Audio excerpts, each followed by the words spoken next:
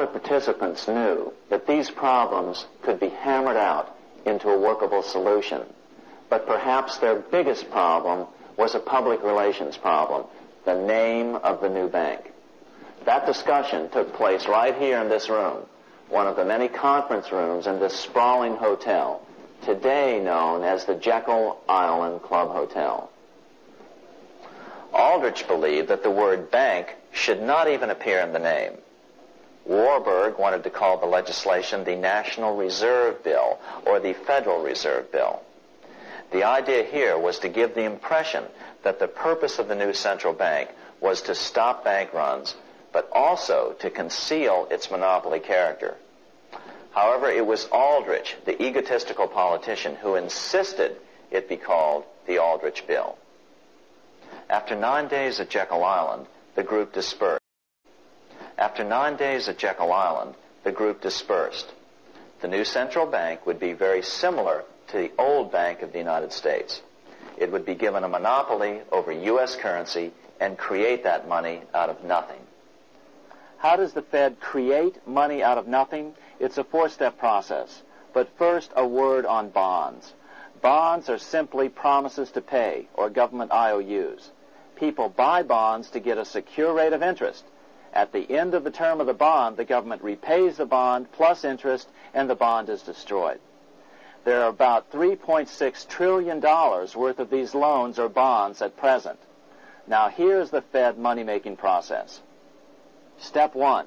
The Federal Open Market Committee approves the purchase of U.S. bonds on the open market. Step 2. The bonds are purchased by the Fed from whoever is offering them for sale on the open market. Step 3. The Fed pays for the bonds with electronic credits to the seller's bank, which in turn credits the seller's bank account. The trick is that these credits are based on nothing. The Fed just creates them. Step 4. The banks use these deposits as reserves. They can loan out over 10 times the amount of their reserves to new borrowers, all at interest.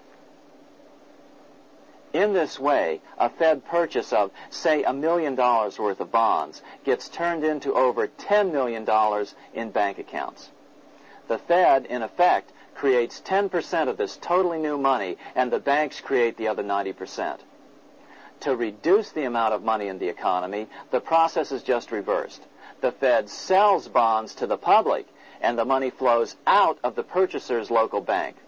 Loans must be reduced by 10 times the amount of the sale. So, a Fed sale of $1 million in bonds results in $10 million less money in the economy. So how does this benefit the bankers whose representatives huddled at Jekyll Island? First, it totally misdirected banking reform efforts from proper solutions. Second, it prevented a proper debt-free system of government finance, like Lincoln's greenbacks, from making a comeback. The bond-based system of government finance forced on Lincoln after he created greenbacks was now cast in stone. Third, it delegated to the bankers the right to create 90% of our money supply based on only fractional reserves, which they then loan out at interest. Fourth, it centralized overall control of our nation's money supply in the hands of a few men. Fifth, it established a central bank with a high degree of independence from effective political control. Soon after its creation, the Fed's great contraction in the early 1930s would cause the Great Depression. This independence has been enhanced since then through additional laws. In order to fool the public into thinking the government retained control, the plan called for the Fed to be run by a board of governors appointed by the President and approved by the Senate. But all the bankers had to do was to be sure their men got appointed to the board of governors. That wasn't hard. Bankers have money, and money buys influence over politicians. Once the participants left Jekyll Island, the public relations blitz was on. The big New York banks put together an educational fund of $5 million to finance professors at respected universities to endorse the new bank. Woodrow Wilson at Princeton was one of the first to jump on the bandwagon. But the bankers' subterfuge didn't work.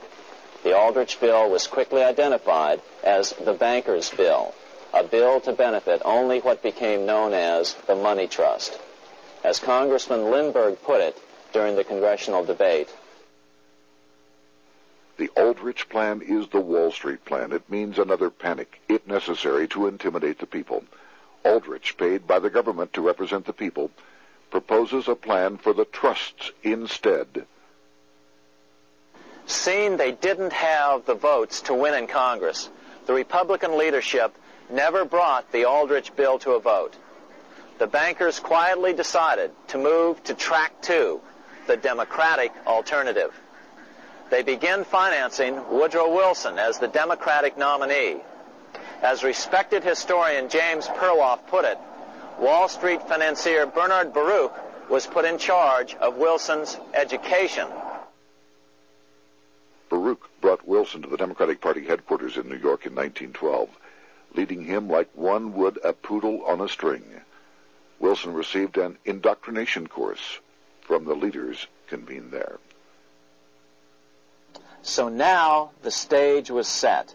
The money changers were poised to install their privately owned central bank once again. The damage President Andrew Jackson had done 76 years earlier had been only partly repaired with the passage of the National Bank Act during the Civil War. Since then, the battle had raged on across the decades.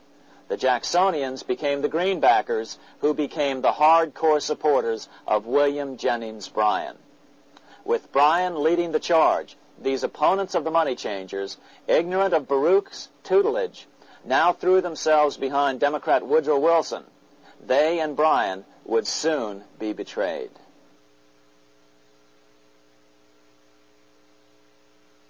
During the presidential campaign, the Democrats were careful to pretend to oppose the Aldrich bill.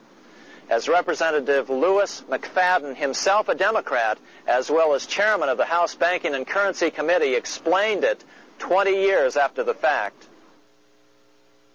The Aldrich bill was condemned in the platform.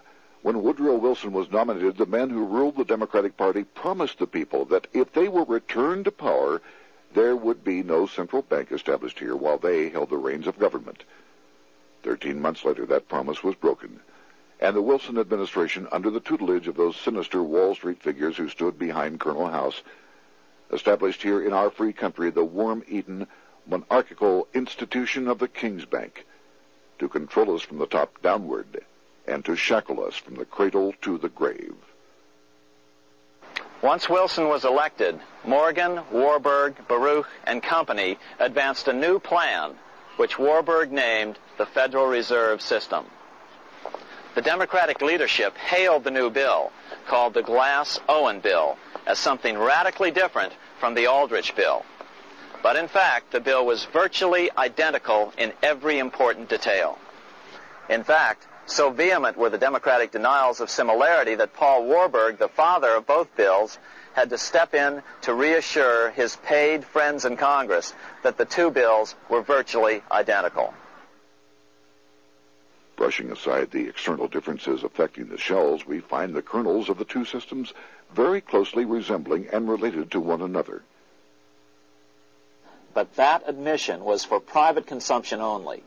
Publicly, the money trust trotted out Senator Aldrich and Frank Vanderlip, the president of Rockefeller's National City Bank of New York and one of the Jekyll Island Seven, to oppose the new Federal Reserve System.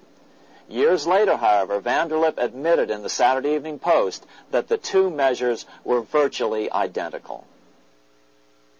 Although the Aldrich Federal Reserve Plan was defeated when it bore the name Aldrich, nevertheless, its essential points were all contained in the plan that finally was adopted.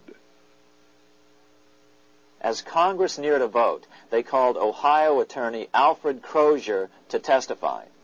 Crozier noted the similarities between the Aldrich bill and the Glass-Owen bill.